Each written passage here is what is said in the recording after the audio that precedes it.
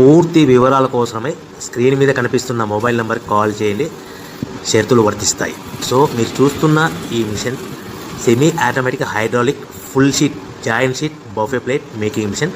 Only single lever ఉంటుంది, single ఆపరేటర్తో 2 రకాల ఫుల్ షీట్ జాయింట్ షీట్ పెట్టి 2 రకాల ప్లేట్లు తయారు చేసుకోవచ్చు. ఈ మిషన్లో 12 ఇంచుల బఫే ప్లేట్ కానీ 14 ఇంచుల బఫే ప్లేట్ ఎక్స్ట్రా డైగులు కొనుక్కొని మార్చుకొని 2 రకాల ప్లేట్లు తయారు చేసుకోవచ్చని మీకు అందరికీ తెలియజేస్తున్నాను. ఈ మిషన్కి వచ్చే 2 HP మోటార్ను ఇంటి కరెంటు కాకుండా దీనికి సపరేట్గా కమర్షియల్ కేటగిరీ మీటర్ ఫిట్ చేసుకోవాల్సిందిగా మీకు అందరికీ తెలియజేస్తున్నాను.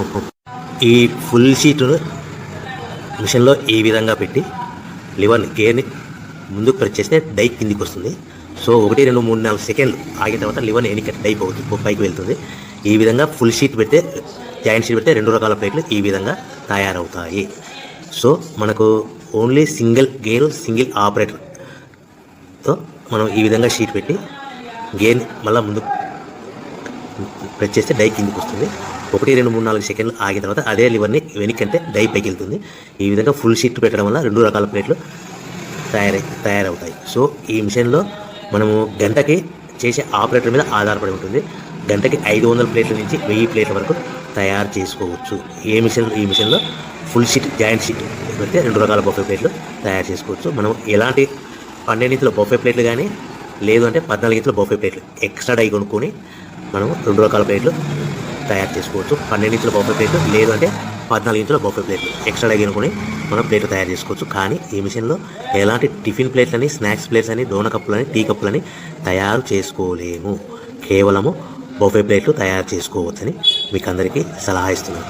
మనం మిషన్ కొనుక్కున్న తర్వాత దీనికి వచ్చే 2 HP మోటార్ని ఇంటి కరెంటు మీటర్ కాకుండా దీనికి సపరేట్గా single phase commercial category 2 metre fit చేసుకోవడం వల్ల భవిష్యత్తులో ఎలక్ట్రిసిటీ డిపార్ట్మెంట్ నుంచి మనకి ఎలాంటి ప్రాబ్లమ్స్ ఉండవని మీకు అందరికీ తెలియజేస్తుంది. ఈ మిషన్ కేవలము పెద్దవాళ్ళు మాత్రమే ఆపరేటింగ్ చేయవలసిందిగా మీకు అందరికీ తెలియజేస్తున్నాను.